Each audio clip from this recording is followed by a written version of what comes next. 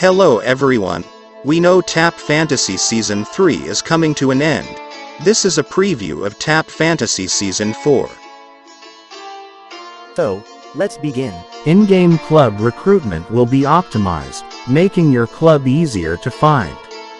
The order of the club list will be determined if the club has sent any recruitment within 24 hours. Other players can find the latest club on the list if club members just sent recruitment. In addition, the order of the club list will be sorted by the number of trophies as default. You can now choose a country flag for your club in the Season 4. This new feature will be helpful for everyone in recruiting players. This can only be set by the club members with admin access.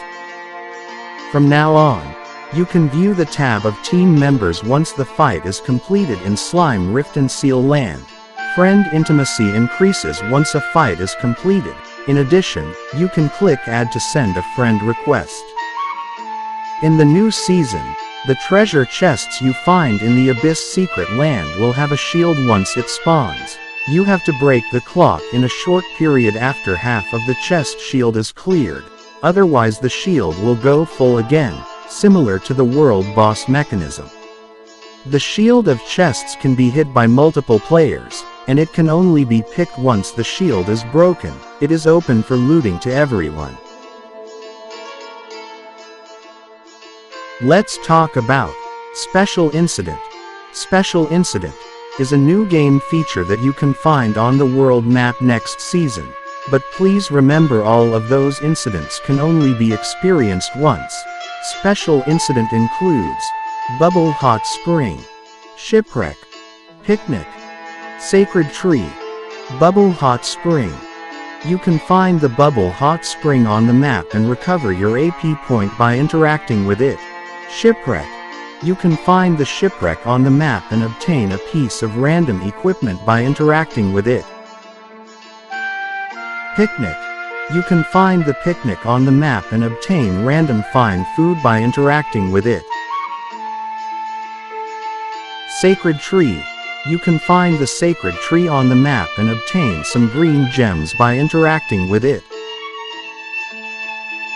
There will be a new tab for collections in the Personal tab. When you click on it, it will display the NFT number of the collection. If you have more than one of the same collection in different colors and shapes, you can click the switch button to switch between them. You can find them in your bag and it's available to be withdrawn. You can check the collections you have obtained so far here, and it will show you the collecting progress at the bottom right corner. Also, these collections are tradable, so you can list them in the market. A new and additional stamina system called Energy, which is different from the AP point, will be introduced in Season 4, and you can get them by killing mobs. Once you have acquired them, you can find them in the Item tab, where you can find it by clicking the Bag button. Click on it and you can use it to refill your energy. Please remember that energy is different from AP points. In addition, the energy potion can be merged just like the equipment. You can find the place on the map for crafting the energy potions. More utility information will be revealed in the course of this video. Now let's talk about production tools. You can click on the blacksmith button on the map, which leads you to the blacksmith interface. In the blacksmith interface, you can craft pickaxe, anvil, and pot.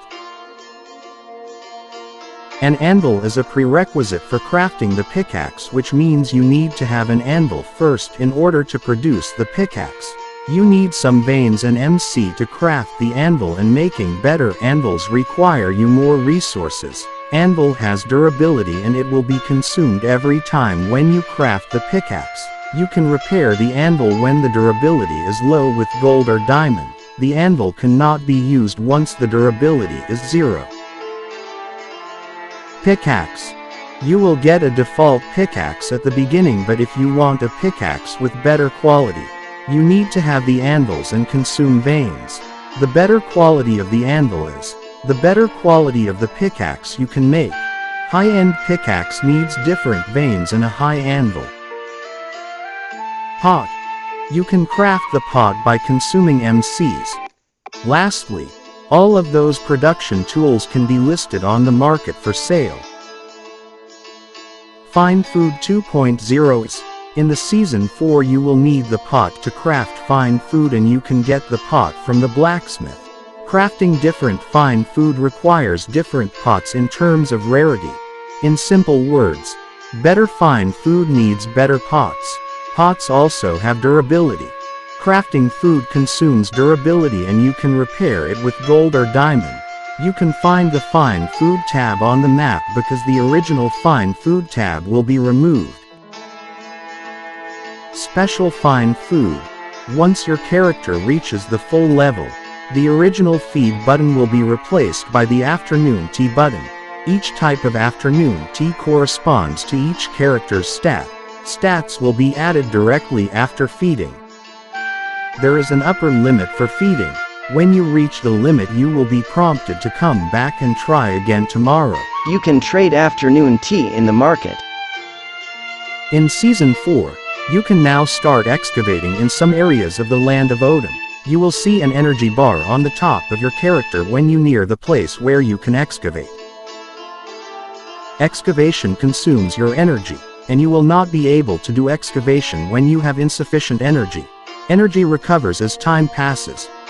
You can use the energy potion to get more energy, but there will be a CD for having the energy potion. Excavation can't be done if your pickaxe does not reach the rarity requirement, and you can check the advice for getting the pickaxe by clicking the block. Veins can be found in those areas and they can be excavated. Excavating veins consumes your energy, and also you have to reach the pickaxe requirement to do so. You will get some loot once it has been excavated, and those veins will be respawned later. Elemental Veins. Elemental veins require NFTs with elemental points. There are 4 types of elemental veins, which are earth, water, wind, and fire. Excavating elemental veins requires you to have the corresponding elemental NFTs. A new area called Dark Dungeon will be added to the final map, and you can access it there after defeating the boss. Once you have permission to access there, you are allowed to quickly teleport to the Dark Dungeon. Dark Dungeon is one of the places where you can do excavation, and there are several floors within the Dark Dungeon. You can also do excavations in the default dungeon, but the default dungeon only has 1 floor. Treasure Map 2.0.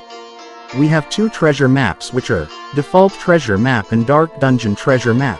The loot for the Default Treasure Map feature will be a mystery box, and you can obtain collections by unlocking it. You can obtain the Dark Dungeon Treasure Map pieces by killing mobs on the field.